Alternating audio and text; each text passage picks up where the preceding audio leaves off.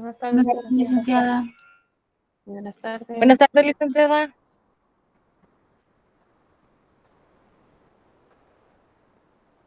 Vamos a dar inicio a la clase. Hay 38 personas conectadas. No sé si estarán en el otro link las otras personas o están pendientes de ingresar.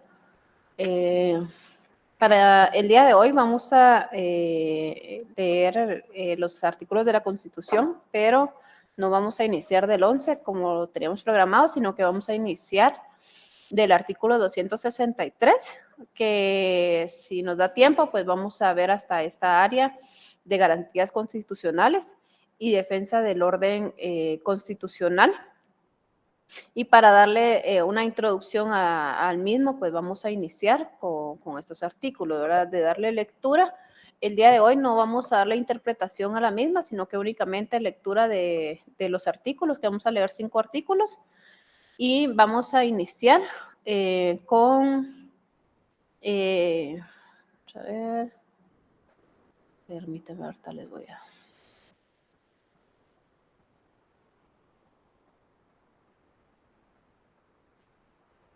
Vamos a iniciar acá con Delmi. Delmi Areli Sec, por favor. No sé si está presente.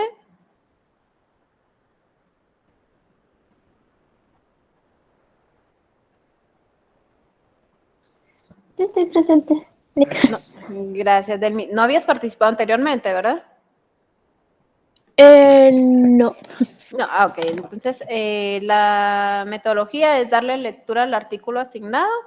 En otras ocasiones se da la interpretación del mismo, mientras en esta clase únicamente la lectura del artículo, ¿verdad? ¿Me haces favor? Okay. Lees el epígrafe del título y el epígrafe del capítulo y luego el artículo 263. Ok, gracias. Garantías constitucionales y defensa del orden constitucional. Capítulo 1. Exhibición personal. Artículo 263. Derecho a la exhibición personal. Quien se encuentre ilegalmente preso, detenido o cohibido de cualquier otro modo del goce de su libertad individual, amenazado de la pérdida de ella, o sufriere, o sufiere. No sé si no se logra ver o te apoyo Sí, con... ahorita estoy ampliándolo, gracias. Okay. Sí es bueno de que vayamos teniendo nuestra constitución a mano, así que solamente sería una ayuda el uso de esta presentación, más sería bueno tener la constitución física, ¿verdad? Pero por el día de hoy está bien de esa forma. Digamos, por favor. Gracias. Sugiere vejámenes, aun cuando su prisión o detención fuere fundada en la ley, tiene derecho a pedir su inmediata exhibición ante los tribunales de justicia, ya sea con el fin de que se le restituya o garantice su libertad, se haga cesar los vejámenes o termine la coacción a que estuviese sujeto. Si el tribunal decretare la libertad de la persona ilegalmente recluida, esta quedará libre en el mismo acto y lugar, cuando así se solicite o el juez o tribunal lo juzgue pertinente. La exhibición reclamada se practicará en el lugar donde se encuentra el detenido, sin previo aviso ni notificación. Es ineludible la exhibición personal del detenido en cuyo favor se hubiere solicitado. Gracias, Demly, por tu participación. Continuamos con el siguiente artículo. Denis Eduardo López. Se encontrará presente Denis Eduardo López. Hola, buenas tardes. Sí, anteriormente no habías participado. Ok, me haces favor. Leemos el artículo 264 de la Constitución Política de la República de Guatemala.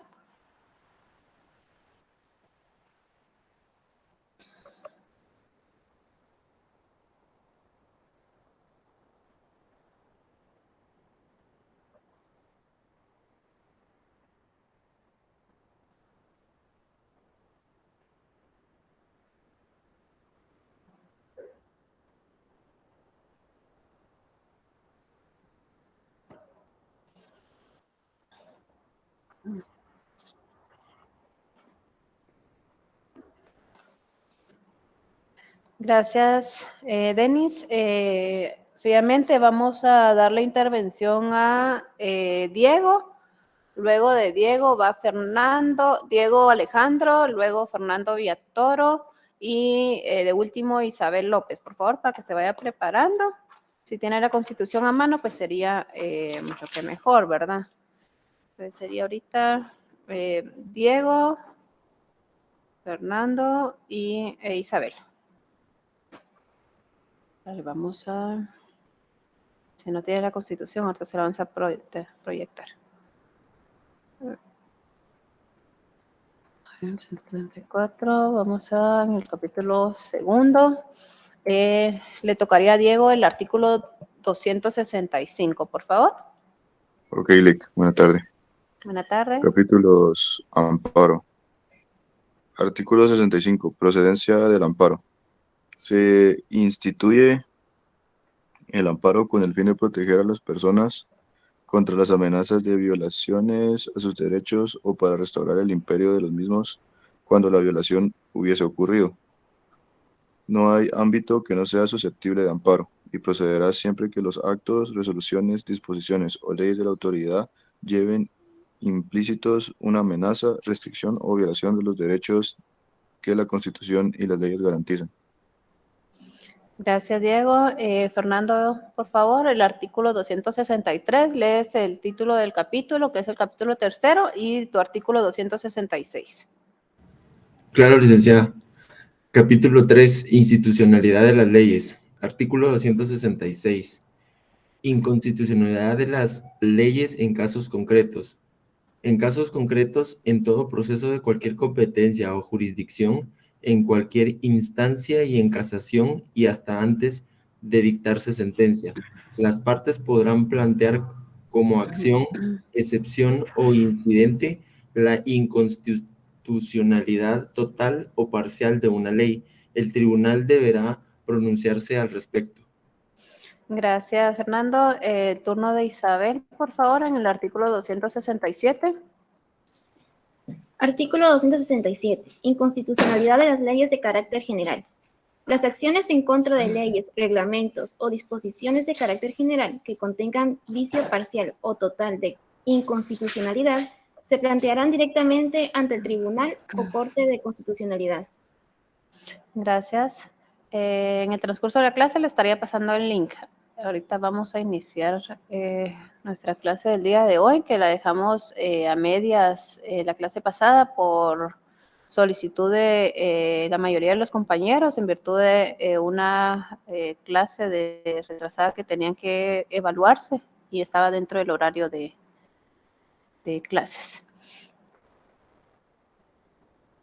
Ok.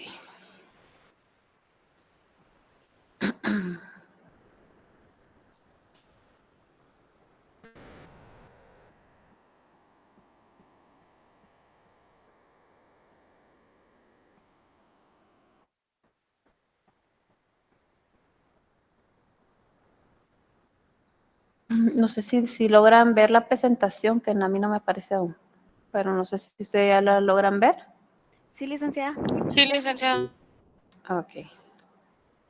Entonces vamos a iniciar. ¿Pasó?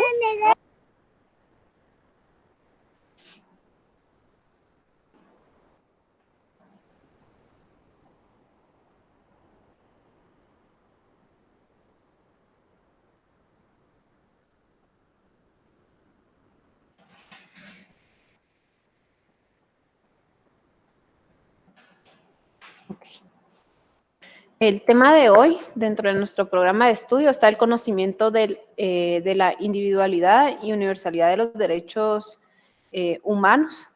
Acá, a la hora de hablar de este conocimiento de que los derechos humanos se pueden aplicar de forma individual o universal, pues los derechos individuales pues garantizan que los individuos puedan desarrollarse una vida digna y estable en sus propios proyectos vitales, de acuerdo con sus propias creencias y preferencias, ¿verdad? Su diferencia con los derechos colectivos, acá se encuentran que los individuales hacen referencia a personas, mientras que los colectivos estamos haciendo referencia a un grupo de personas, ¿verdad? El concepto que guarda una estrecha relación con los derechos humanos y con los derechos fundamentales, pues los primeros fueron aprobados por la ONU y los segundos pues están en las constituciones de cada país, así como en nuestra constitución, que existen derechos fundamentales y las garantías como tal. Los individuos corresponden a un tipo de derecho. Esos serían aquellos derechos ya reconocidos por los seres humanos y que son fundamentales, pero que afectan estrictamente al individuo como tal, ¿verdad? Vamos a ver, vamos a correr. Acá los derechos universales, o los derechos individuales, perdón, los derechos individuales garantizan, como la definición lo dice, que los individuos puedan desarrollar una vida digna y establecer sus propios proyectos vitales, ¿verdad? Y corresponden a persona como tal y no con un conglomerado. En cambio, la universalidad, pues la universalidad significa que todos los seres humanos tenemos los mismos derechos humanos simplemente por su condición de ser humanos, independientemente de dónde vivan, quién sean, así como de su situación o características en particular, ¿verdad? Acá el origen de este derecho como tal de la universalidad de los derechos humanos pues se da primordialmente en el derecho internacional, en virtud de que es en uno de los principios más importantes codificados en el derecho internacional, esto durante el siglo XX. En esta es la idea central de la Declaración Universal de los Derechos Humanos y esto es un aspecto fundamental de todo sistema de derecho humano.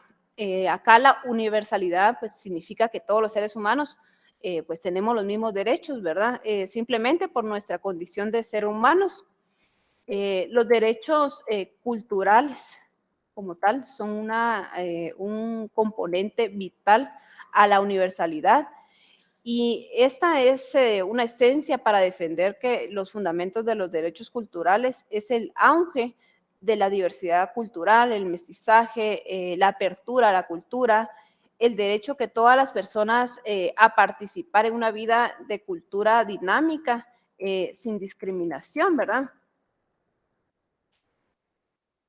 Y es por ello, pues el tema como tal era el conocimiento de la individualidad y la universalidad de los derechos, ¿verdad? Entonces tenemos que tener presente de que los derechos individuales pues son asignados específicamente a cada individuo y los universales pues son inherentes a la persona como tal por el simple hecho o por la condición de ser humanos, es de que tenemos esta universalidad y es el fundamento a nivel internacional que se da y es uno de los temas primordiales que los derechos humanos como tal deben de ser universales y que deben de aplicarse a todas las personas sin distinción de etnia, raza, religión, ideología, edades, como tal, son derechos universales, ¿verdad? El siguiente tema es el derecho a las condiciones, a la condición de humanos, ¿verdad? Acá se dan varios derechos que dentro de los principales, pues tenemos acá que es el derecho a la dignidad, ¿verdad? La dignidad humana. Acá, pues la dignidad humana es el valor que tiene todas las personas por sí mismas. Esto por el mero hecho de serlo, ¿verdad? No es una condición provista por ninguna persona u organización, sino que es una sustancia a la humanidad sin distinción de sexo, raza, religión u orientación sexual, ¿verdad? Sino que esta es irrenunciable, ¿verdad? Es inalienable, es decir, forma parte siempre de la condición humana misma. La dignidad es una característica natural con la que nacen todos los seres humanos, así todo ser humano, por el simple hecho de serlo, se encuentra naturalmente dotado con un atributo llamado dignidad, como se encuentra dotado de razón. De esa mera cuenta, la dignidad pues aparece como el elemento definitorio de la idea de naturaleza humana, la cual en principio pues se caracteriza esencialmente a todo ser humano que haga parte esencial humana importante de ese rasgo, ¿verdad? De esa cuenta, la dignidad como tal no solo es regulada en nuestra Constitución, en nuestras leyes ordinarias, sino también esta es regulada o tiene sus fundamentos a nivel internacional, porque el derecho humano ya no solo lo podemos vincular en un Estado como tal, sino que la universalidad como tal, y los Estados pues se han estado suscribiendo a los tratados y convenios internacionales en materia de derechos humanos. Y para ello, la dignidad humana en el derecho internacional, acá lo regula varios convenios y tratados, dentro de ellos lo podemos encontrar en la Declaración Americana de los Derechos y Deberes del Hombre.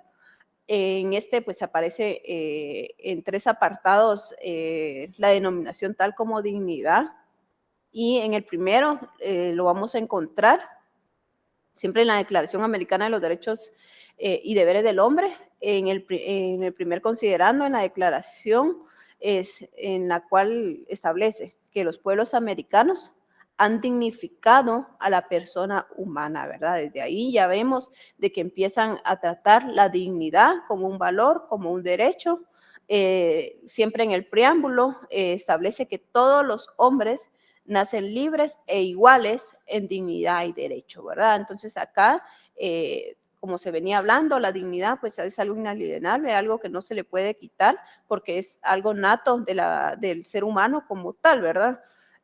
También lo regula en la misma declaración en el artículo 23, que acá consagra en referente al derecho a la propiedad privada, ¿verdad? Según este artículo, toda persona tiene derecho a la propiedad privada correspondiente a la necesidad esencial de una vida decorosa que contribuya a mantener la dignidad de la persona y del hogar, ¿verdad? Entonces acá ya denota de que en el derecho internacional, en varios tratados y convenios, nos hace referencia sobre la dignidad humana, que es una condición del ser humano y merece el respeto, ¿verdad?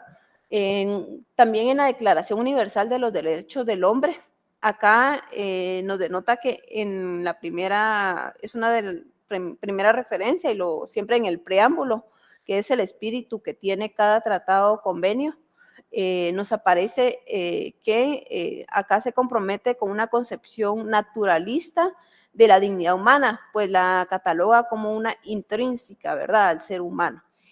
Es coherente con lo anterior, el quinto considerando del preámbulo, en donde señala que los pueblos de las Naciones Unidas han reafirmado su fe en la dignidad de la persona humana, lo cual puede ser entendido como una concepción a la idea naturalista y si se quiere, metafísica de la dignidad como atributo esencial de todo ser humano.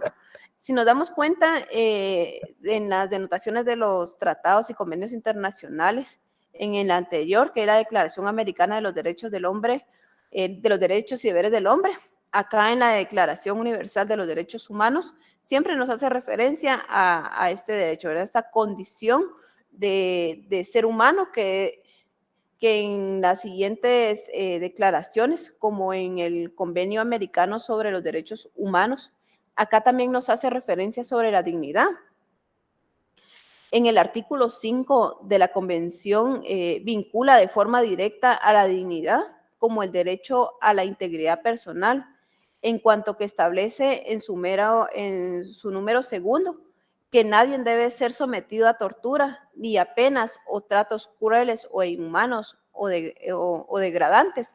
Y también nos establece que toda persona privada de libertad se tratará con el respeto debido a la dignidad inherente al ser humano. Si nos damos cuenta en los artículos que nosotros leímos anteriormente en la Constitución, también nos habla sobre lo mismo, ¿verdad? Que toda persona merece la dignidad, que el Estado se compromete a resguardar y proteger la dignidad del ser humano, ¿verdad? También en la misma Convención Americana sobre Derechos Humanos, en el artículo 6, relacionado con la dignidad, con la prohibición de la esclavitud y de la servidumbre. y acá al señalar en su numeral segundo que el trabajo forzoso no debe afectar a la dignidad ni a la capacidad física e intelectual del recluido, ¿verdad? Entonces, si nos damos cuenta, en materia internacional, la figura como tal de la dignidad humana, pues es tratado y es de suma importancia y de relevancia, en virtud de que siempre en el mismo convenio, pues nos hace referencia en el artículo 26 de la Convención Americana sobre Derechos Humanos, y acá es la idea explícita de la dignidad, y acá que se tiene de tal instrumento internacional no aparece vinculada con derechos económicos y sociales o culturales, sino a los derechos mencionados anteriormente, que es el derecho a la propiedad privada, que hace parte de la llamada tradición de derechos de primera generación, ¿verdad? Así es perfectamente coherente con lo que establece en el artículo 11 de esta convención, en el que establezca una protección explícita a la dignidad.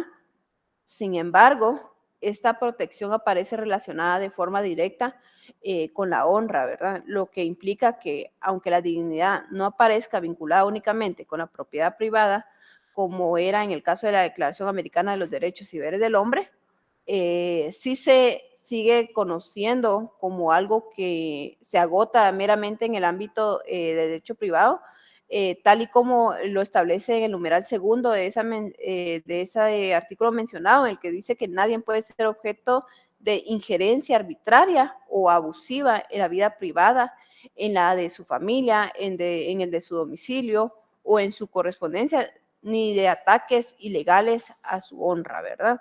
Entonces, si nos damos cuenta, acá la dignidad como tal, lo tenemos que tener presente este concepto, que la dignidad humana es el valor que tienen las personas por sí mismas.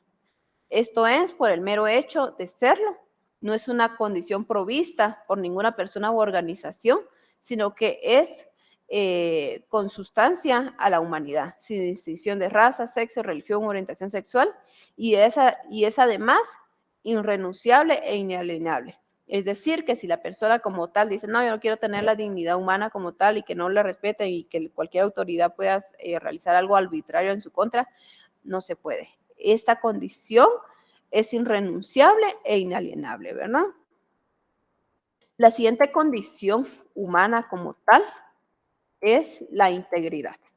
En nos establece que la integridad es un derecho que protege la inviolabilidad de toda persona frente a los ataques a su cuerpo o a su espíritu, así como frente a cualesquiera intervención en esos de sus bienes que carezcan de su consentimiento, ¿verdad? Eso así nos establece una definición en la Real Academia Española.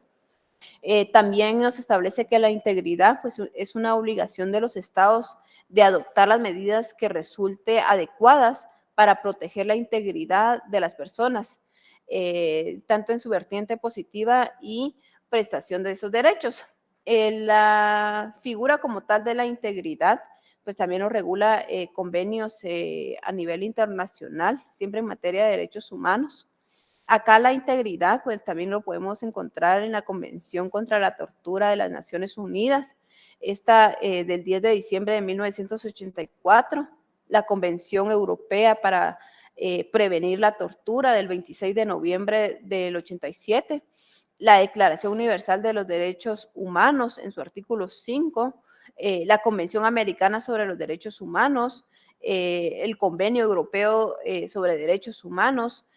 Acá pues sí nos damos cuenta de que tales figuras no únicamente lo vamos a ver regulados en materia nacional, sino que están regulados a nivel internacional y que los estados como tal pues tienen la obligación de adaptar todos estos convenios y aplicarlo en la legislación interna de cada país, ¿verdad? Acá nos da un caso en el cual la Corte Interamericana de Derechos Humanos, en el caso Castillo-Páez versus Perú, fondo en sentencia del 3 de noviembre de 1997, sección C, número de expediente 341.66, la Corte establece que da por probada con la declaración de los testigos presenciales que el señor Castillo Páez, después de ser detenido por agentes de la policía, fue introducido en la maletera del vehículo oficial. Lo anterior constituye una infracción al artículo 5 de la Convención que tutela la integridad personal, ya que aún cuando no hubiese existido otros maltratos físicos o de otra índole, esta acción por sí sola debe considerarse claramente contrario al respeto a la dignidad inherente al ser humano, ¿verdad? Entonces, si nos damos cuenta en este caso práctico, cómo es de que una autoridad como tal violentó este derecho, ¿verdad? Violentó el derecho a la dignidad humana. Puede ser que es un presunto delincuente, pero no por ello le quita el derecho de la dignidad, ¿verdad? Estos policías lo detuvieron y lo introducieron en el baúl del vehículo, ¿verdad? En el maletero, nos establece acá, y no lo lastimaron, no le ocasionaron algún rasguño, psicológicamente, pues ellos dicen, bueno, no les afecté, y al final es un detenido, es un presunto delincuente, y por ello no vamos a respetar esos derechos porque es un presunto delincuente. No, la Corte acá nos establece que por el simple hecho de introducirlo dentro del maletero es la acción que consideró claramente que va contrario al principio o el derecho a la dignidad humana, ¿verdad? Entonces, si nos damos cuenta, hay varios casos como tal que la Corte Interamericana de Derechos Humanos pues, nos hace referencia. Dentro de ellos está estas diversas connotaciones del grado de infracción a la integridad personal, ¿verdad?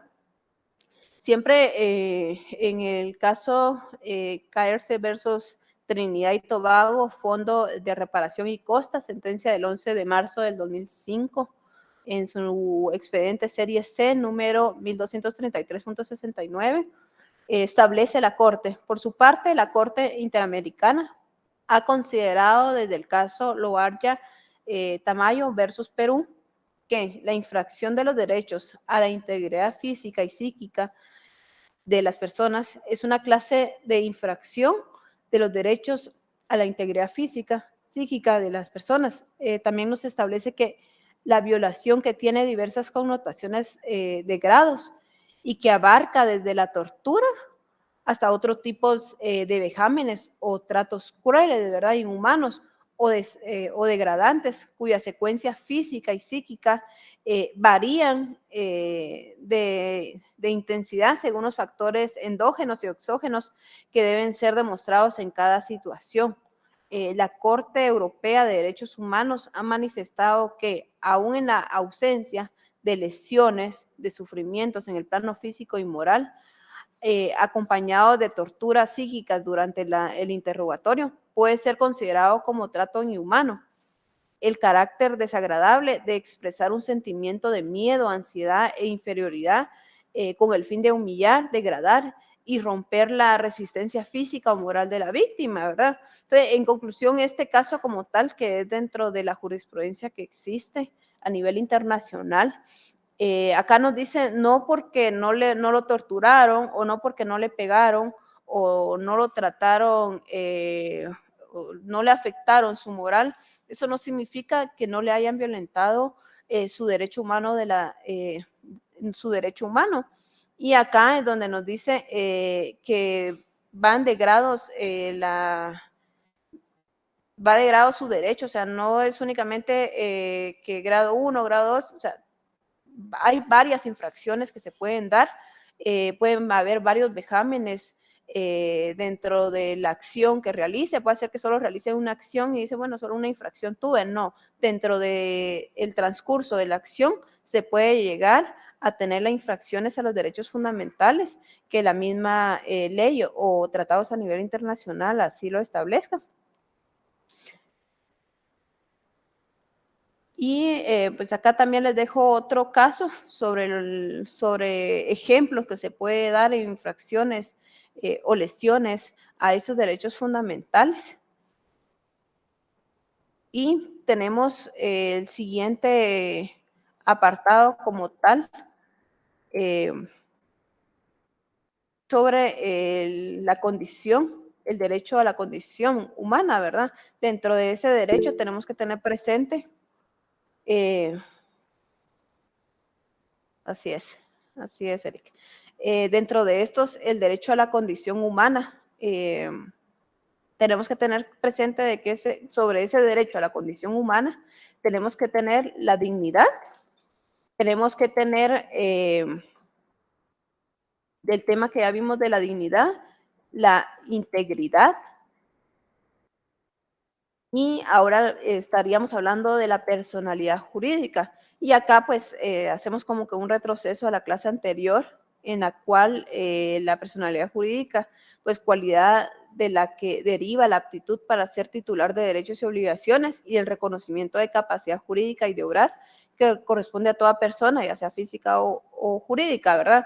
Acá estamos hablando del primer tema que tratamos la clase anterior, el derecho a tener derecho, en el cual la personalidad jurídica, como lo vemos, pues es la que nos da la aptitud para obtener derechos y obligaciones. Entonces acá es el tema que ya habíamos explicado, creo que ampliamente en la clase anterior, cómo vamos a obtener esa personalidad jurídica, ¿verdad?, ante el Estado. En el Código Civil, en el artículo 1 que habíamos leído anteriormente, nos establece que la personalidad civil comienza con el nacimiento y termina con la muerte. Sin embargo, al que está por nacer se le considera nacido para todo lo que le favorezca, siempre que nazca en condiciones de viabilidad, ¿verdad? Entonces acá hablamos de la personalidad jurídica, de que para que tengamos la personalidad jurídica, pues es por el hecho de nacer, pero para que el Estado nos lo reconozca como tal, tenemos que los papás pues, inscribir a los niños ante el registro para que el Estado tenga conocimiento del nacimiento de ese y así que nazca la personalidad jurídica para adquirir esos derechos y obligaciones, ¿verdad? Para que el Estado nos pueda tutelar todos los derechos fundamentales que en la Constitución y convenios internacionales en materia de derechos humanos así no resguarden, no den esas garantías, ¿verdad? Y uno de los atributos de la personalidad jurídica, para tener la personalidad jurídica, el primer atributo identificable, pues sería el nombre, ¿verdad? Y cuando nos inscriben ante el registro ante el RENAP, anteriormente el registro civil, pues acá el nombre como tal, pues se compone tanto de su nombre de pila como los apellidos de sus padres casados o de sus padres no casados o ambos apellidos de la madre soltera, ¿verdad? Pero eso es uno de los atributos que tenemos para darle entrada a esta personalidad jurídica, nuestra inscripción, y nos vamos a identificar con nuestro nombre, ¿verdad? Otro atributo de la personalidad jurídica es la capacidad. Acá, si hablase de persona física, la capacidad, pues la que se refiere a ser sujetos activos y pasivos en relaciones jurídicas. La capacidad se segmenta de la capacidad jurídica o de goce. Esta es irrenunciable, no prescribe, inmutable y de orden público, ¿verdad? Y por otro lado, la capacidad de obrar, que no es otra cosa que el poder ejercer los derechos que se tiene. En el segundo segmento, pues se puede ser variable, parcial o limitada, ¿verdad? Dependiendo la condición de la persona, ya sea un menor de edad, pues no tiene capacidad relativa, porque su representante legal todavía son sus padres, ejerce la patria potestad, pero como tal, la capacidad de goce, pues es intrínseca, no la podemos, es irrenunciable esta capacidad y es uno de los atributos que tenemos de la personalidad jurídica y de ello denota el principal tema que sería el derecho a tener derecho, que prácticamente es el derecho que cuando nacen y que estos son inscritos los nacimientos de los niños, ¿verdad?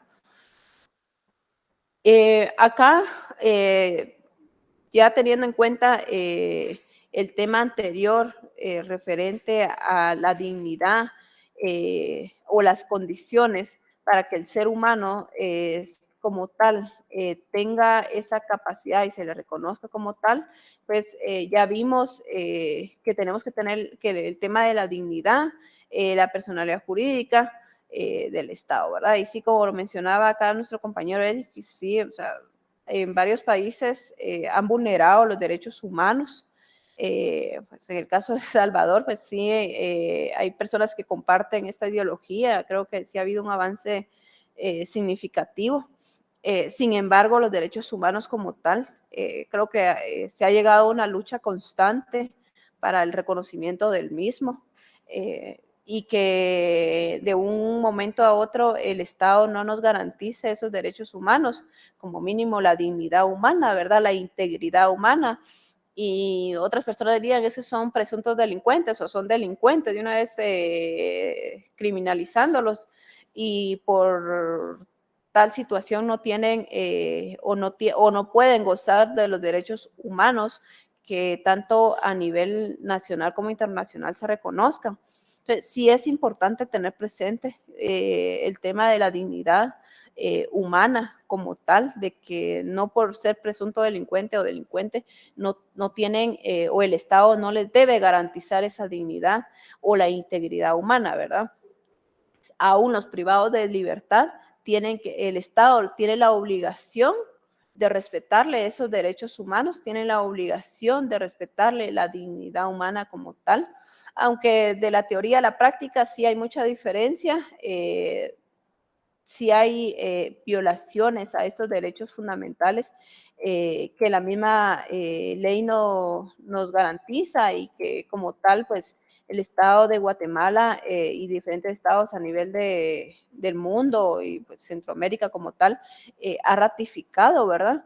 Y dentro de ellos, las principales violaciones y garantías de protección, pues como tal, pues ha habido diversas violaciones a los derechos humanos, han violentado el derecho a la dignidad humana, el derecho a la integridad, y como tal, los estados adoptan medidas para que a nivel internacional haya un medio para que estos sean regulados y no quede a discrecionalidad del mismo Estado, porque los derechos humanos como tal ya no únicamente se ven a nivel estatal, sino que a nivel internacional, en virtud de que el Estado también puede ser un infractor primordial de estos derechos humanos. Y a la hora de que un Estado como tal sea el infractor de esos derechos humanos, nosotros podamos acudir hacia otra instancia para que se nos restituyan o se nos protejan de la violación de los derechos humanos, ¿verdad?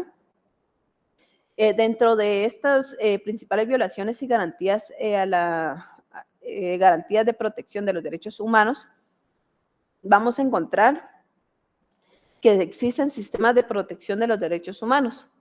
Dentro de estos sistemas tenemos dos sistemas, que sería el universal. Este es creado y regulado por la Organización de las Naciones Unidas, que contienen un conjunto de normativas e instituciones relacionadas con la comunidad internacional.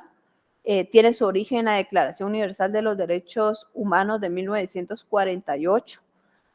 Acá, pues, como les venía diciendo, ¿verdad? Si el Estado como tal o infringe, existe varias instituciones a nivel internacional que son creadas por la Organización de las Naciones Unidas para que nos protejan estos derechos humanos, ¿verdad? No únicamente, bueno, ya se llegó al amparo, acá en Guatemala no nos ampararon, pues existe a nivel internacional esas organizaciones para que se nos restituyan y se nos respeten esos derechos, ¿verdad? También tenemos el siguiente sistema, que sería el sistema regional. Acá, cada región del mundo crea órganos y normas específicas de protección en materia de derechos humanos. Guatemala es parte del Sistema Interamericano de Derechos Humanos, con origen en la Declaración Americana de los Derechos y Deberes del Hombre. Cuenta con dos órganos principales en materia, que sería la Comisión Interamericana de Derechos Humanos, que ejerce la función política, y existe la Corte Interamericana de Derechos Humanos, que es la función jurisdiccional, ¿verdad? Entonces, si nos damos cuenta, sí existe medios para proteger nuestros derechos humanos, un sistema universal y un sistema regional. Acá en Guatemala podemos acudir en cuestiones políticas a la Comisión Interamericana de Derechos Humanos, o bien a la función jurisdiccional, que sería la Corte Interamericana de Derechos Humanos, si nos damos cuenta, en las clases anteriores hemos hablado de la Corte Interamericana de Derechos Humanos. Dentro de sus funciones, pues se le plantea un caso y estos lo analizan y le da procedencia al mismo, lo resuelve, y si el Estado como tal es infractor de la violación a estos derechos humanos que el individuo reclama y que establece que se le ha sido violentado, pues ellos son los que a nivel internacional pues dictan una sentencia para que el Estado deje de violentar esos derechos, los restituya y así mismo de que dé una compensación para que se le pueda retribuir a la víctima de la violación de esos derechos humanos, ¿verdad? Acá en el sistema regional nos establece que cada región del mundo crea órganos y normativas específicas de protección en materia de derechos humanos. En nuestra Constitución vamos a encontrar las garantías constitucionales y defensa del orden constitucional. Si nos damos cuenta al inicio de la clase, pues realizamos la lectura de los artículos en donde nuestra Constitución nos regula esas garantías constitucionales y defensa del orden constitucional, y nos establece en el artículo primero, en el capítulo primero, exhibición personal, en el artículo 263, y nos establece la primera garantía a la protección de los derechos humanos, ¿verdad? El derecho a la exhibición personal, en el que, dándole lectura, establece quien se encuentre ilegalmente preso, detenido o cohibido de cualquier otro modo del goce de sus libertades individuales, amenazando la pérdida de ella o sufriere vejámenes, aun cuando su prisión o detención fueran fundadas en ley, tienen derecho a pedir su inmediata exhibición ante los tribunales de justicia, ya sea con el fin de que se les restituya o garantice su libertad, se haga cesar los vejámenes o termine la coacción que estuviera sujeto, ¿verdad? Acá esta figura pues nos establece que ya sea una persona que está ilegalmente preso o cohibido, es decir, no es necesario de que esta garantía constitucional como tal se utilice únicamente para las personas que estén presas o las personas que le digan, bueno, una patrulla vino y se lo llevó y no sabemos su paradero, no sabemos en qué centro de detención está, no sabemos si ya fue puesto a disposición del juez, porque en los artículos primeros de la Constitución, en los que ya le dimos lectura, pues nos establece que nadie puede ser detenido, sino que por una orden librada por un órgano jurisdiccional competente y basado en ley, ¿verdad? O ya sea en flagrancia de delito.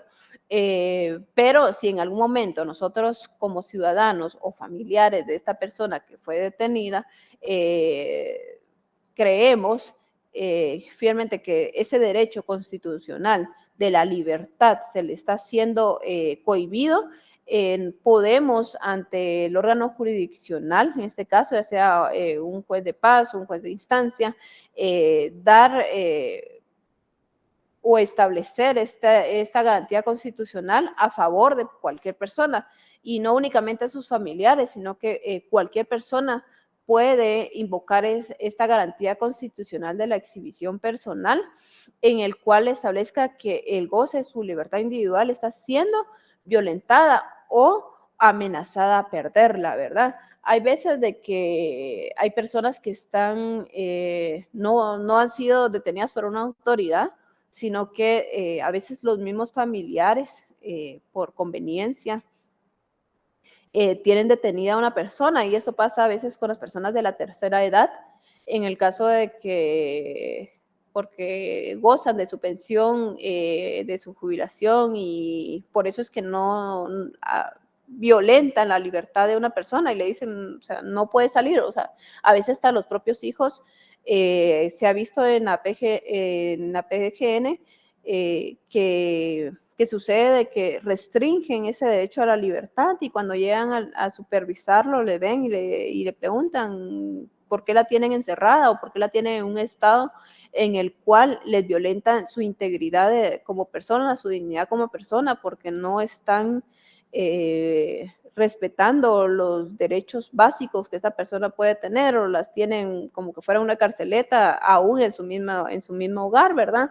Entonces la ley como tal pues sí nos da esas garantías constitucionales y defensa del orden constitucional, pues en este caso sería una garantía constitucional en el cual pues la ley sí nos establece un procedimiento para poderlo realizar, no lleva mayor complicación en las exhibiciones personales, cualquier persona lo puede realizar sin auxilio de un abogado, puede solicitarlo y el juez tiene la obligación de realizarlo lo antes posible dentro del plazo de ley para poderlo diligenciar y verificar y cerciorar que esta persona pues no esté detenido, cohibido de su libertad ilegalmente, o ahora si fuera legalmente, que no se le estén violentando sus derechos constitucionales, porque hay veces que sí están detenidos legalmente, están recluidos en algún centro de detención, pero que están siendo violentados en sus derechos, ¿verdad? O sea, que necesitan acceso a la salud inmediata y no se la presten, que lo tengan en un lugar no adecuado o no estipulado para estar recluido. Y es ahí donde se puede plantear esta exhibición personal y el juez debe de cerciorarse e iniciar el procedimiento como tal para establecer que si se le está violentando su libertad personal, ¿verdad? También nuestra Constitución también nos establece otra garantía constitucional que nos establece en el capítulo 2, que sería el amparo, en su artículo 265, y nos establece la procedencia del amparo.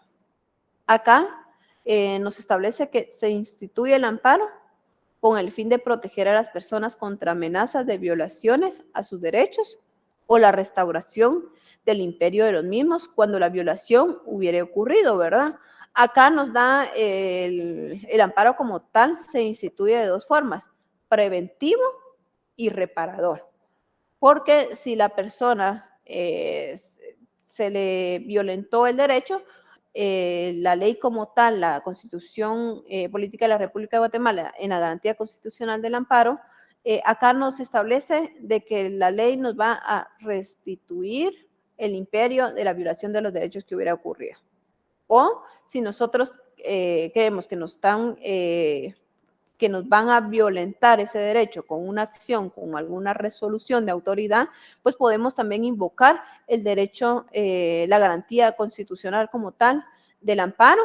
Y si nos damos cuenta, dentro de la normativa constitucional nos establece que no hay ámbito que no sea susceptible de amparo y que procede siempre que los actos, resoluciones, disposiciones o leyes de autoridad lleven implícito una amenaza, una restricción o violación de los derechos que la Constitución y la ley nos garantizan.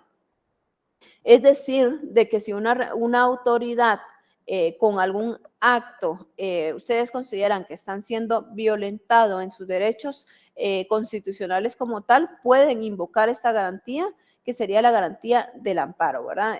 Ya sea en sus resoluciones, disposiciones o leyes de autoridad, los reglamentos que estos puedan emitir, los comunicados que puedan darse dentro de las instituciones, ya sean municipalidades, gobernaciones, algún ministro, o ustedes gestionaron una licencia de construcción para su vivienda y dentro de esto lleva implícito que la autoridad le está violentando o le puede violentar alguno de sus derechos constitucionales, ahí es donde podemos invocar el amparo. Si nos damos cuenta, nos dice que no hay ámbito que no sea susceptible de amparo y procederá siempre.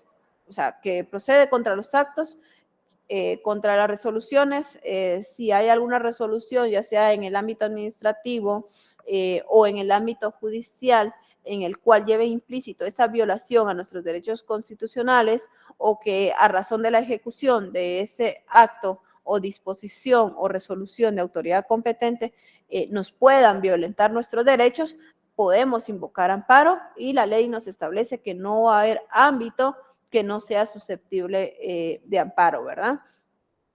Y el objetivo primordial de esta garantía constitucional pues, es la protección de los derechos humanos, de los derechos que la Constitución y convenios a nivel internacional en materia de derechos humanos nos regula y nos protege.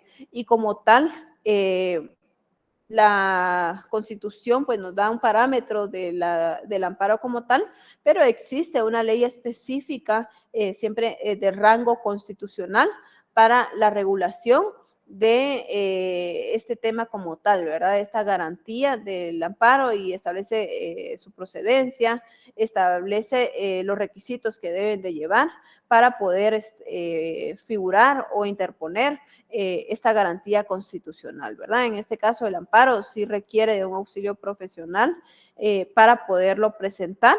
Es formalista, lleva requisitos que se deben de cumplir para que el órgano jurisdiccional competente pueda resolverle y así darle trámite, ¿verdad?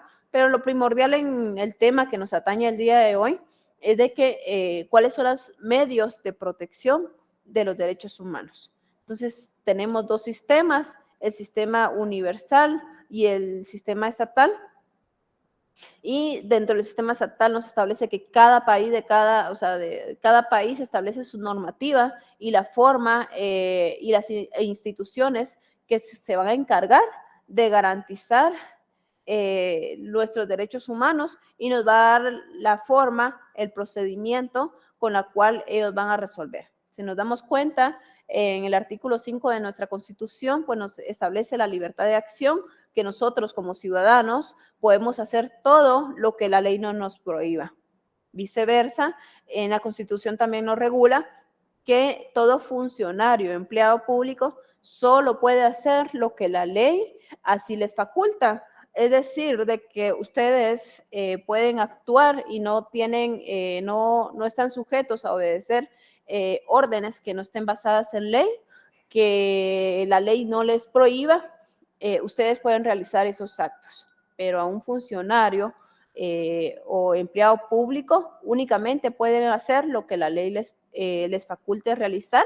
Como catedrática suya, únicamente puedo realizar lo que la ley así me establezca. No puedo actuar de forma arbitraria, no puedo realizar o fundamentarme en el principio de la libertad de acción, porque desde este punto de vista soy empleada pública de una institución como tal que es la Universidad de San Carlos, pero aún así sigo siendo empleada pública y únicamente puedo realizar lo que la ley así me faculta, ¿verdad? No puedo pedirles o hacer cosas que no está fundado en ley y es por ello de que a la hora de que algún acto de autoridad o alguna resolución o disposición crea que me están violentando nuestros derechos, ahí es donde podemos interponer esta garantía constitucional que sería el amparo, ¿verdad?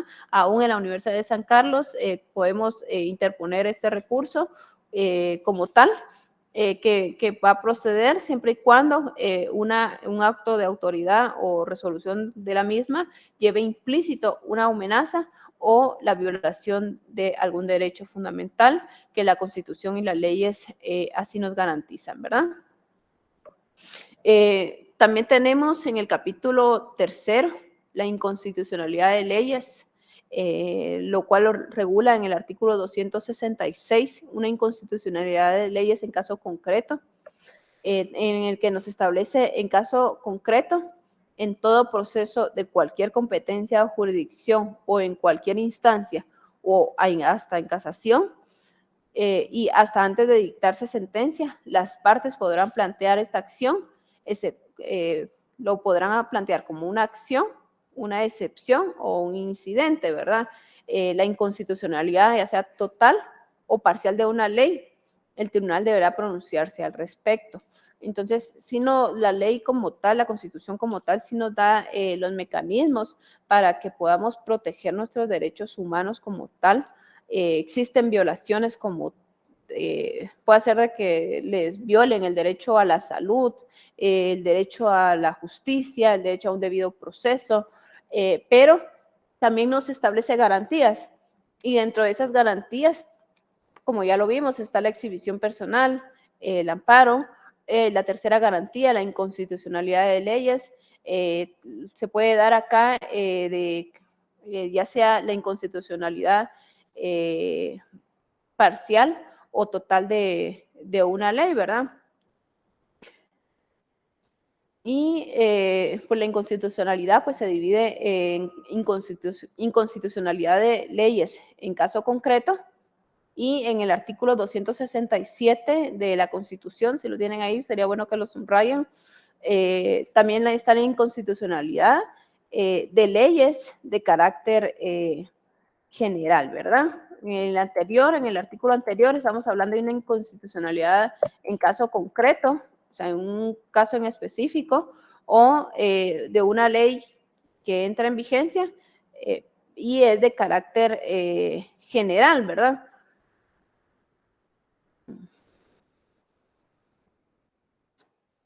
Es de carácter general que se da, que se puede plantear la inconstitucionalidad, ¿verdad? Voy a arreglar esto. No cabe acá.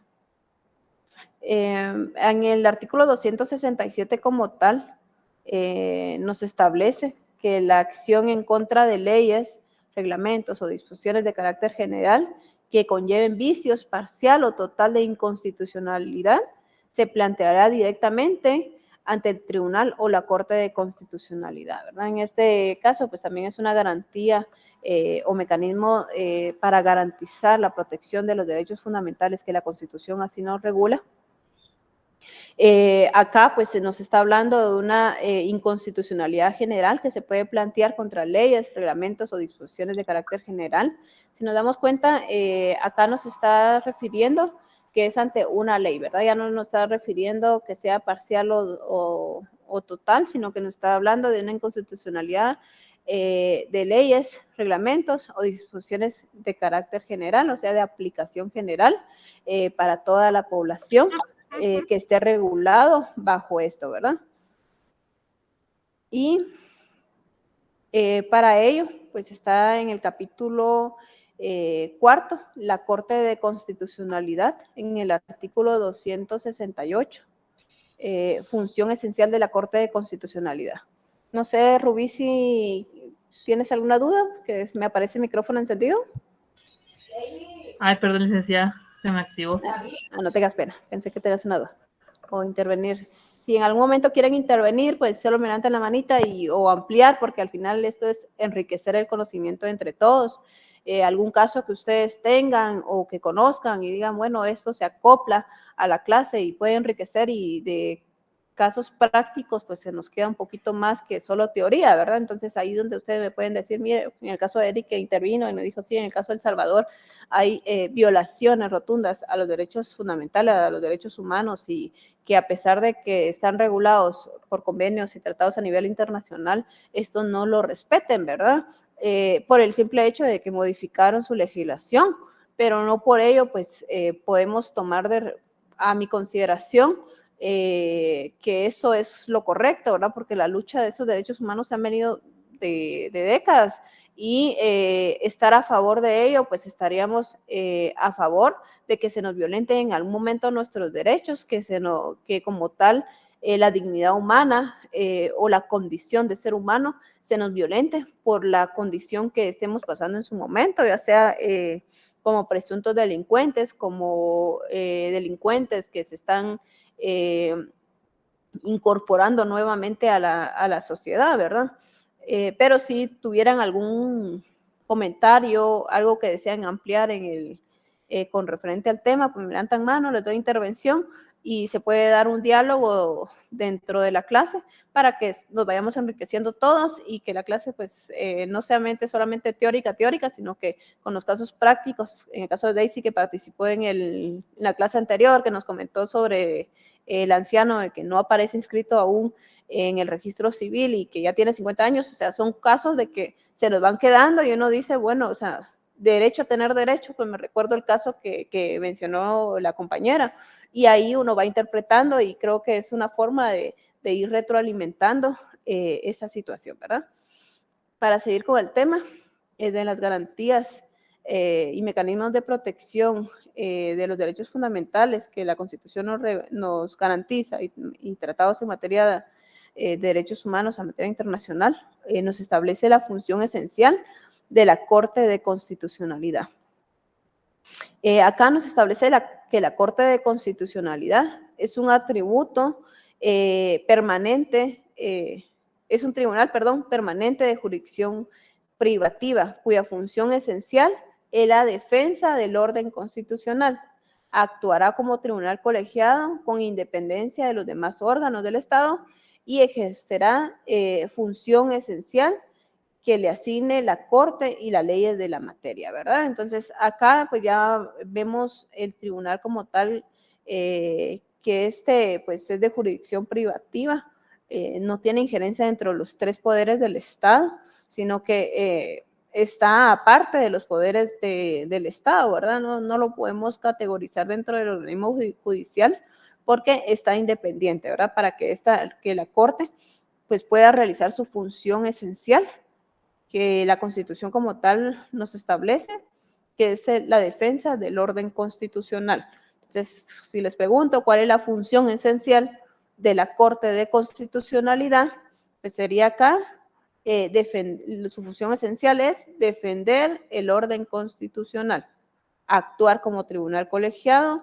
con independencia de los demás órganos del Estado, ejerce su función específica que le asigna la Constitución y las leyes de la materia, ¿verdad? Pero lo principal que tenemos que tener claro que la Corte de Constitucionalidad, si nos pregunta cuál es su función esencial, defender el orden constitucional. Entonces, si a la hora de ver como tal estas garantías constitucionales,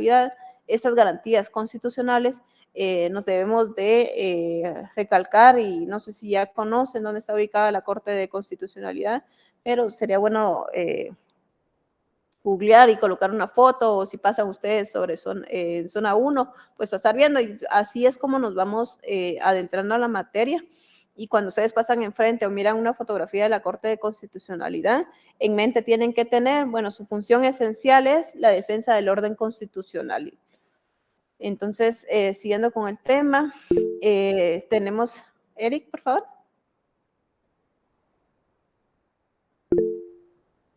Si Eric está levantando la mano, puedes intervenir.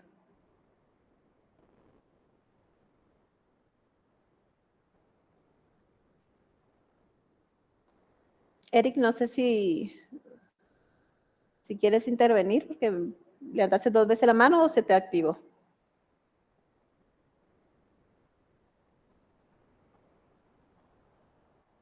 Creo que se le activó. Bueno, siguiendo con el tema del sistema que estábamos viendo anteriormente, sistema regional, como tal en la definición, acá nos dice, abrir. Disculpe, licenciada, es que se bloqueó mi micrófono, me acabo de volver a conectar. Ok. Yo tenía la duda de que si, por ejemplo, una persona con discapacidad, por ejemplo, su papá ya no le quiere pasar pensión alimenticia porque cumplió los 18 años, o sea que se podría decir que está violando sus derechos humanos. Una persona con discapacidad, sí. Acá, como tal, la discapacidad de la persona, pues los papás pues van a tener la patria potestad, y patria potestad pues significa todas las demás instituciones como tal, que es el derecho al alimento, las personas hasta la mayoría de edad, o si son incapaces, pues hasta que estos ya no puedan subsistir, ¿verdad?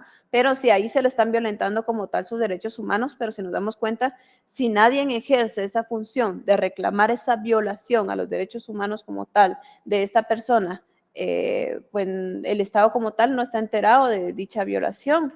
La persona como tal, o sea, me imagino que no sé si tiene otra persona que pueda reclamarlo por ellos, pero ante los órganos competentes, en el caso de este sería pensión alimenticia, pues es de plantearlo ante los juzgados de familia para que estos puedan venir y dictar una resolución en donde le obligue pasar o seguir pasando la pensión alimenticia, porque tal vez posiblemente anteriormente nunca fue declarado como tal, no sé el caso concreto, pero si el Estado como tal en su momento dado nunca fue declarado en estado de interdicción por la condición que se encuentre, el Estado no tiene el conocimiento de esa situación. Entonces sí es necesario accionar ante los órganos competentes, o en el caso de que no tuviera una persona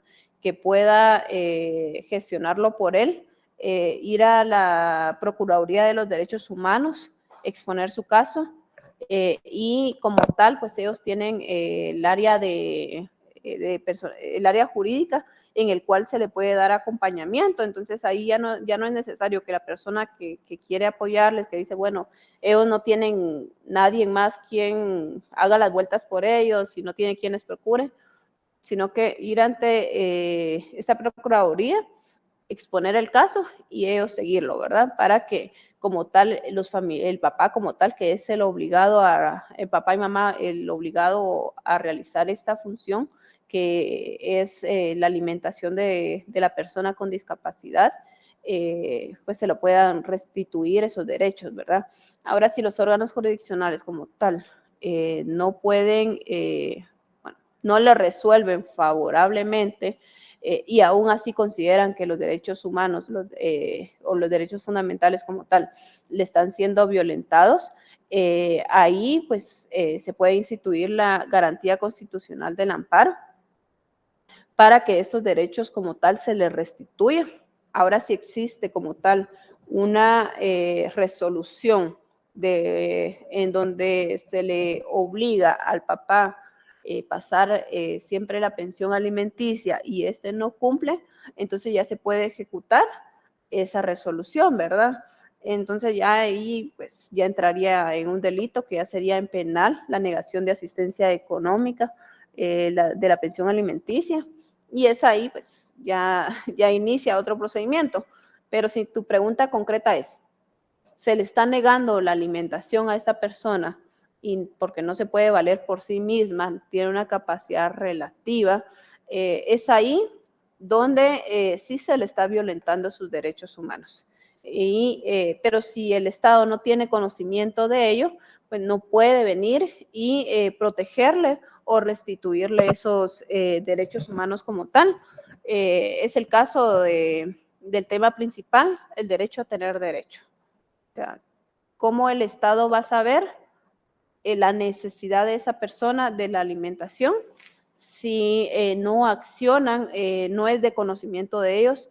Y prácticamente es colocar una denuncia para que ya con la denuncia de oficio pues inicien las investigaciones del caso, y si el papá tiene la capacidad para poder darle la alimentación como tal, y bueno, está obligado a realizarlo, pues se le pueda restituir su derecho humano como tal, que parte de ello pues es el artículo 2 de la Constitución, que nos regula esto, ¿verdad? Que es que el Estado está obligado a garantizarnos la justicia, la seguridad y el desarrollo integral de todos los habitantes de la República de Guatemala, ¿verdad?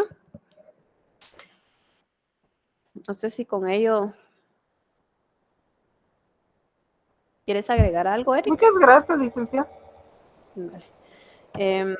Siguiendo con el tema, nos establece los sistemas de protección de los derechos humanos. Ya vimos los sistemas universales, que son los creados por la Organización de las Naciones Unidas, los sistemas regionales. Cada país crea órganos y normativas específicas para la protección en materia de derechos humanos. A la hora de hablar órganos y normativas, ya vimos que nuestra Constitución regula garantías constitucionales para la protección de los derechos humanos, pero también regula órganos. Dentro de ello, la Corte de Constitucionalidad, y nos regula la Corte de Constitucionalidad, que ya vimos que su función principal pues, es la defensa del orden constitucional, y como en la Constitución es donde regula nuestros derechos humanos como tal, entonces por ende es la protección a los derechos humanos, ¿verdad? En el capítulo 5, la Comisión y Procuración de los Derechos Humanos, en el artículo 274 de la Constitución Política de la República de Guatemala nos establece el Procurador de los Derechos Humanos, y nos establece que el Procurador de los Derechos Humanos es un comisionado del Congreso de la República para la defensa de los derechos humanos que la Constitución garantiza.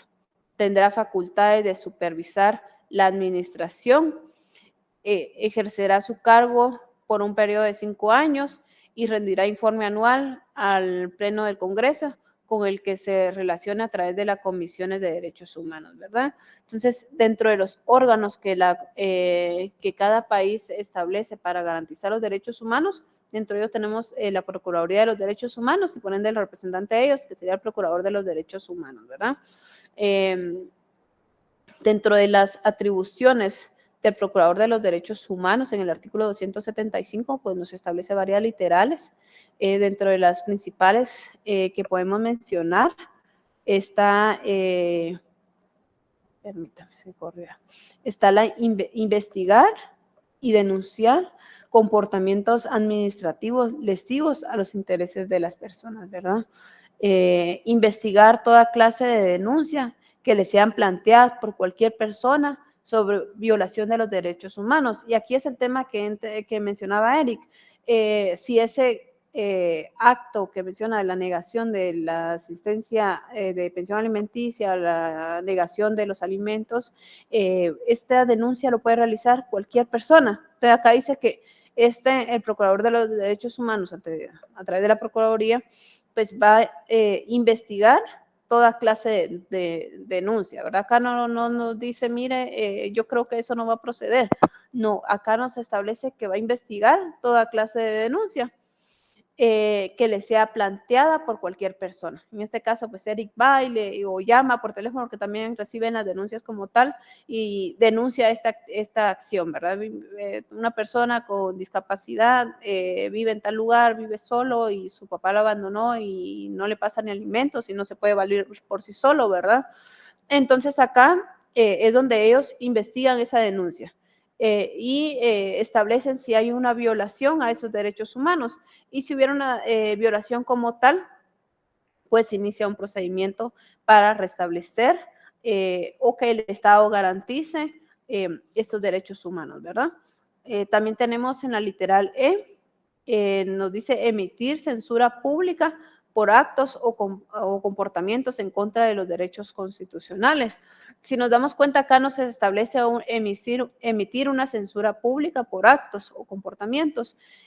Acá el Procurador de los Derechos Humanos como tal puede dar su opinión, puede establecer una censura pública contra algún acto de autoridad o institución que esté violentando los derechos constitucionales, pero es más moral esta censura que realiza y no es vinculativo esta resolución o esta emisión de censura que dé a actos públicos, en virtud de que no puede, en cierta manera, obligar a una institución como tal a que actúe de cierta forma, pero sí puede emitir esa censura pública por actos o comportamientos que se consideren que se estén violentando los derechos constitucionales.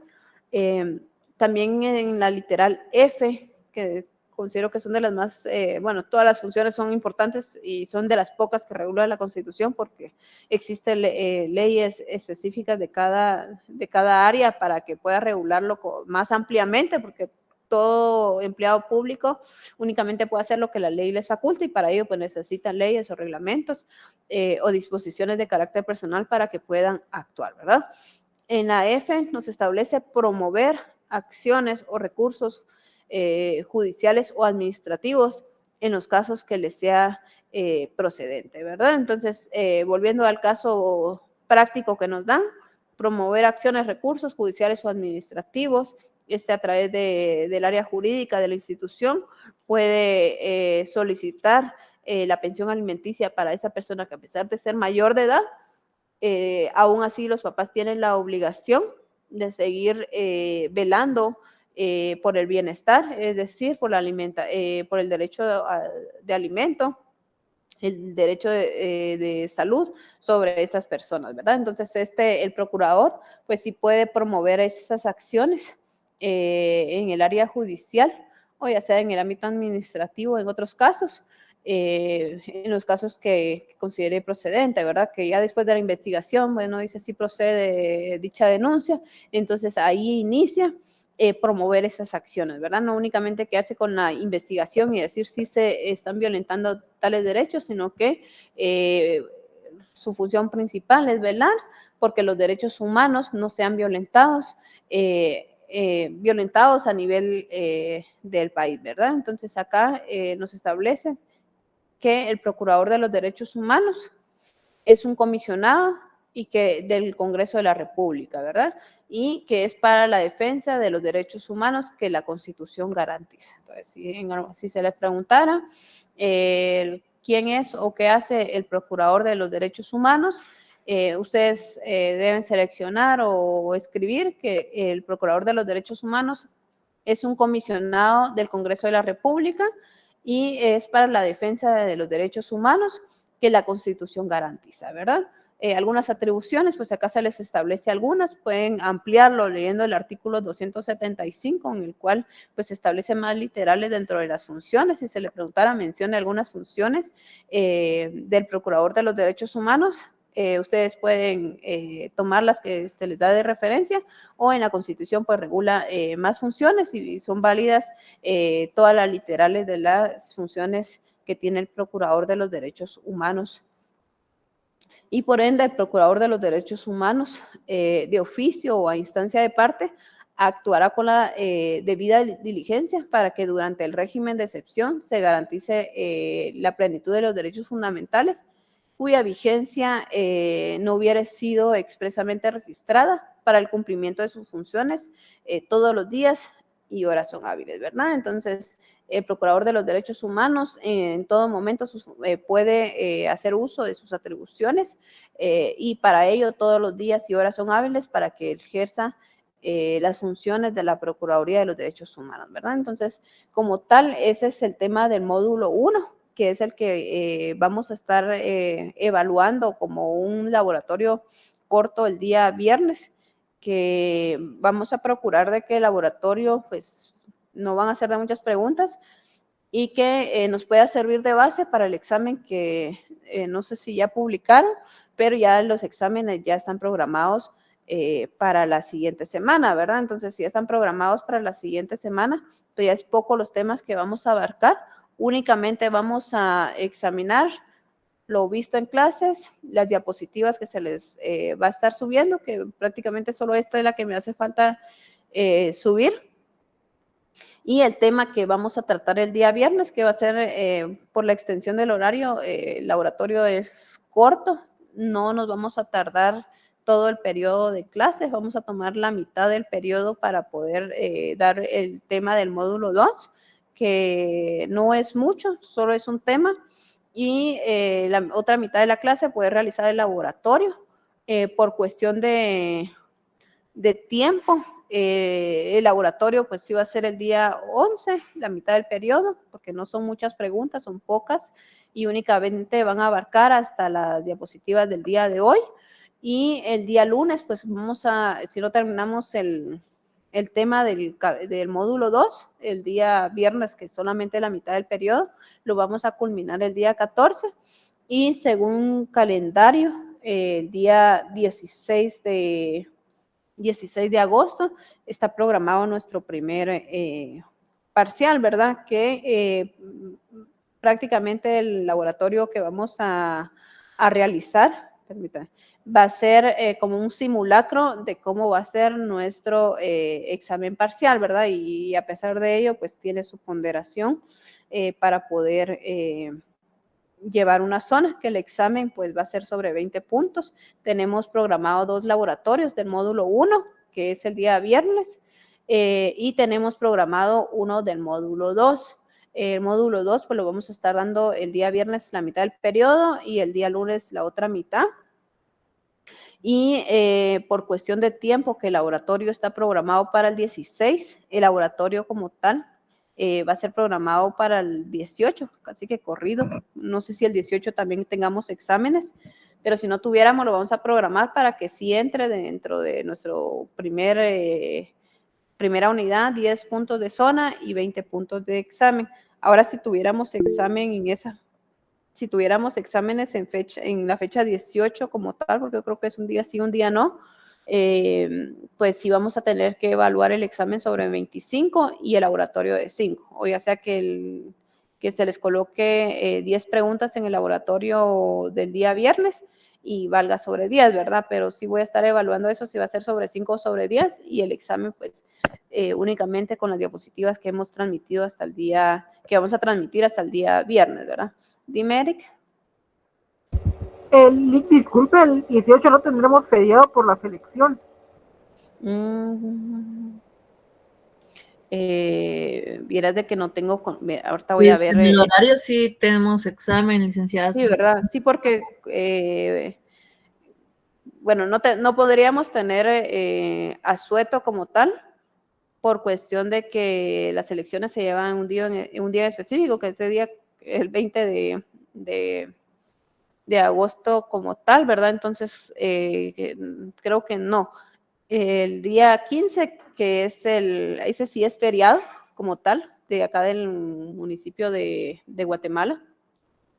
Entonces, ese día sí tenemos feriado, pero el 16 que tenemos exámenes y el 18 que según me indica la compañera sí tenemos, sí tienen exámenes ustedes programados, ¿verdad? Entonces no confiarse porque si ya publicaron calendarios de exámenes como tal, el examen que tienen asignado para el 18 sí se va a llevar a cabo, y independientemente que las elecciones sean el domingo, ¿verdad? Porque no, o sea, no se puede correr porque no están estipulados dentro de las leyes que se programan para el turismo. Y ahí sí que mencionando el tema como tal, tenemos que tener claro de que el Código de Trabajo nos establece dos modalidades, feriados y asuetos. Feriados, pues como tales, como la feria o la conmemoración del municipio donde nosotros residimos, y asuetos, pues, todos los demás, ¿verdad? Entonces, para distinguir estos dos términos, asuetos y feriados, pues, siempre descansamos, ¿verdad? Pero sí, nosotros como estudiantes de Derecho tenemos que ir viendo los términos. Pero sí, pues si ya está publicado, sí, yo creo de que sí se les vaya a hacer, se le va a llevar a cabo el examen que ustedes tienen programado para el 18, y viéndolo de esta cuenta, porque si el examen lo van a tener el 18, muy corrido, que yo también les coloqué un laboratorio ese día. Entonces, el laboratorio del día viernes lo vamos a hacer sobre 10 preguntas, un punto cada pregunta, y va a valer 10 puntos el laboratorio del día viernes, que tenemos programado viernes 11, y el examen, pues el 16 sobre 20 puntos. Selección múltiple, una que otra definición que ustedes deben de colocar. Y el laboratorio del día viernes va a ser como un simulacro del examen que vamos a estar realizando el 16, ¿verdad? Para que si tenemos alguna duda o alguna circunstancia que aclarar, pues todavía tenemos el 14 para que ustedes me puedan preguntar, y que el 16 pues nos vaya bien a todos en el examen parcial, ¿verdad? Y que vemos una buena zona para la segunda unidad. No sé si tienen alguna otra duda. Sí, licenciada, con respecto a los grupos, es que yo por lo menos aún no tengo grupo. Sí, voy a estar Yo ahorita. también, licenciada. Mira, ahorita yo creo que habemos bastante acá. Yo ya creé un link que les voy a estar mandando ahorita al grupo al finalizar la clase, para que las personas que no tengan grupo, se los voy a especificar, manden sus datos en ese link. Entonces, en base a ello, porque había una compañera que creó un grupo en donde si no tienes grupo, únete. Entonces, las personas que me habían hablado, no sé si se unieron a ese grupo o no se unieron, ¿verdad? Entonces, no les puedo agregar a las personas que ya me habían escrito, no tengo grupo, porque abrieron uno donde quien no tiene grupo, y únanse, y muy bien la iniciativa, ¿verdad? Porque al final entre compañeros pues se conocen mejor y saben con quién trabajar. Pero al finalizar la clase en el chat voy a estar mandando lo que es voy a dejar de presentar, voy a estar mandando un link para que ustedes puedan incorporarse dentro de ello. Y si hubiera más de 10 personas, pues obviamente el grupo es para, o sea, se dividiría ya en dos, ¿verdad? Y no únicamente en un solo grupo, porque no, por lo menos ahorita en el chat me están mencionando 2 personas. Ahora, si solamente estas 2 personas son las que no tienen grupo, pues a estas 2 sí se les incorporaría en alguno de los que ya tenemos, ya están programados los temas, solo que no se los he mandado en virtud de que me notificaron de los exámenes parciales que que están, bueno, ya una semana. Es por ello de que consideré no oportuno mandarles dichos temas porque se pueden, no sé, estresar con con tanto contenido. Entonces, retomando después de los exámenes, pues ya se les estaría trasladando, claro, se les estaría dando el tiempo debido para que ustedes puedan investigar y así programar una fecha de entrega de los trabajos. Pero no sé realmente si existe más de 2 personas que no tienen grupo, ¿verdad? Entonces, voy a estarles mandando en el chat y a ustedes llenan eso y yo les estaría publicando ya los grupos a que pertenecen. Les voy a mandar ahorita la asistencia, por favor, para que se puedan agregar.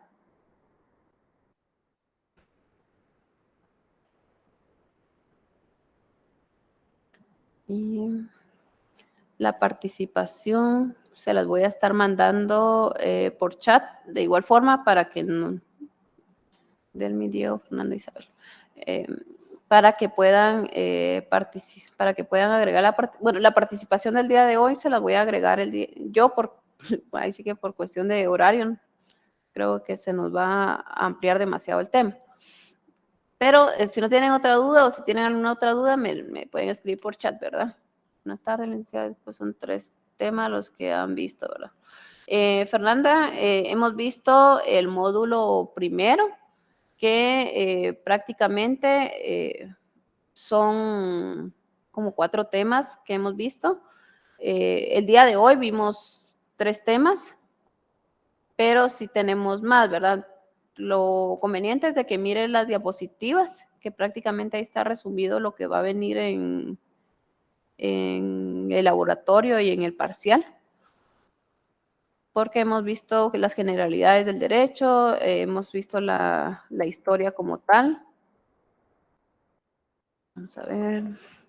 Hemos visto el tema del derecho a tener derecho, que fue la clase anterior, el conocimiento de la individualidad y la universalidad de los derechos humanos, el derecho a la condición humana, que vimos hoy, la dignidad, la integridad, la persona jurídica y las principales violaciones y garantías de protección. Dentro de ellos, pues los 2 sistemas que existen de protección a los derechos humanos, pero para que aclarar, o sea, en sí los temas o el contenido del mismo, descarga las diapositivas, también las puedes guardar en PDF, que creo que son mejor para mejor lectura, y con ello pues poder estudiar los temas que hemos visto o darle una leidita, porque creo que sí han sido claros y que hemos entendido una que otra definición, que es lo que ustedes tienen que tomar en cuenta y aprendérsela para que en el parcial pues ustedes con facilidad puedan responderlo, ¿verdad?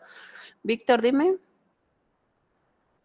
Licenciada, buenas tardes. Es que, solo con una cuestión, yo creo que todavía no se han subido todas las diapositivas, estaba revisando y todavía no se han subido, digamos, de las otras clases. Creo que solo de una clase se han subido. Ok, sí, hay 2 diapositivas subidas, solamente falta la del día de, bueno, la anterior por cuestión de que no se terminó el tema, no se subió, y la del día de hoy, que prácticamente sería la mayor parte de contenido, creo, pero se las voy a estar subiendo en este momento para que ustedes la puedan descargar y que la puedan tener, ¿verdad? Vamos a ver, 3 generalidades. No sé si tienen alguna otra duda. Porque ya abarcamos periodo, creo que el periodo siguiente. Todo claro, gracias. Ok, muchas gracias, Rubí, por tu participación siempre. No sé si tienen alguna otra duda, compañeros. Y si no, pues damos por finalizada la clase, porque creo que abarcamos periodo del siguiente profesor. No, licenciada, y gracias, y tenga feliz tarde. Gracias. Se pueden ir desconectando. Ya está publicada la 3ª diapositiva. Gracias, feliz tarde. Gracias, feliz tarde. Feliz tarde, licenciado. A la orden.